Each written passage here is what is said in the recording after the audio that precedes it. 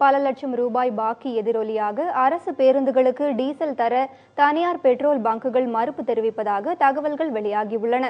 மாநில அரசுக்கு மானியத்துடன் வழங்கப்பட்டு வந்த டீசல் விநியோகத்தை மத்திய அரசு சமீபத்தில் நிறுத்தியது. இதனால் மானியம் இல்லாமல் லிட்டர் ஒன்றுக்கு 11 ரூபாய் வரை கூடுதலாக வழங்க வேண்டிய சூழ்நிலை ஏற்பட்டதால் அரசு பேருந்துகளுக்கு தனியார் பங்க் மூலமே டீசல் விநியோகம் செய்யப்படுகிறது. குமரி மாவட்டத்தில் 850 அரசு பேருந்துகளுக்கும் அந்தந்த பணிமனை பகுதிகளுக்கும் உட்பட்ட இடங்களில் உள்ள பெட்ரோல் பங்குகளில் ஒப்பந்தம் மூலம் டீசல் நிரப்பப்பட்டு வருகிறது. இதற்கான தொகை அந்தந்த மாதங்களில் முதல் வாரத்தில் காசோலை மூலம் கொடுக்கப்பட்டு வருகிறது. இந்நிலையில் சமீப காலமாக பணப்பட்டுவாடா செய்வதில் தாமதம் ஏற்பட்டுள்ளதால் சில பங்குகளில் அரசு பேருந்துகளுக்கு டீசல் விநியோகம் செய்ய மறுப்பு தெரிவிக்கின்றனர்.